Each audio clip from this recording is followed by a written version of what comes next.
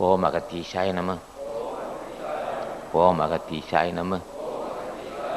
ஓம் அகத்தீசாய நம. ஏயா போட்டு வாடிட்டு இருக்கீங்க? ஏன் அங்கேயும் ஏன் அலைஞ்சிட்டு இருக்க? ஒன்று என் திருமலை தேவன் என்னுடைய திருவடியை பிடி, என்னுடைய திருவடியை பூஜை அல்லது மாணிக்கவாசன் எல்லாம் நாங்கள் கொண்டு அத்தனை பேரும் காமத்தேகத்தை பொடி பொடியாக்கினவர்கள், அத்தனை பேரும் ஆற்றல் பெற்றவர்கள், மிக மிக அன்புள்ளவர்கள், கருணையே வடிவானவர்கள்.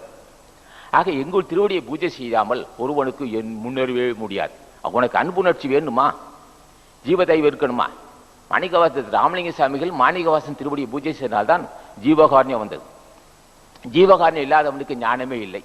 ஜீவகாரண்யம் வரவில்லையே, பிற உயிர்கள் பட்டால் பிறகு துன்பப்பட்டால் உணர முடியவில்லையே. என்ன காரணம்? வன்மனம், அஞ்ஞான காசம், அறியாமை, மூர்க்கத்தனம் இருக்கு.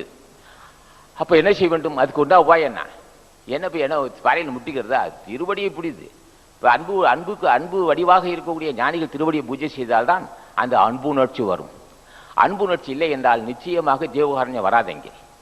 அப்ப பிற உயிர்கள் இப்ப மனைவியை கொடுமை செய்வான் கணவன், உணரவே முடியாது. அவர் ரொம்ப கொடுமைப்படாது, ஐயோ என்று அலறுவார், கேட்க காதில் உழுவும், காதில் அவன் உணர முடியாது. அவனால அவ்வளவு மூர்க்கத்தனம். நம்மால் ஒருத்தன் பாதிக்கப்பட்ட படுவான், உணர முடியாதுக்கு என்ன காரணம்? உணர முடியாமல் அவ்வளவு மூர்க்கத்தனம், அவ்வளவு கொடுமையான மனசு. அந்த கொடுமையான மனசை கொண்டு என்ன செய்ய முடியும்? அப்ப தலைவனை கேட்கிறேன், என்ன ஐயா எனக்கு வன்மனம் இருக்கு, என்ன செய்வன்னு கேட்கணும். தலைவனை வணங்கினால் என்ன ஆகும்? இந்த நல்ல மென்மையான அறிவு வரும்.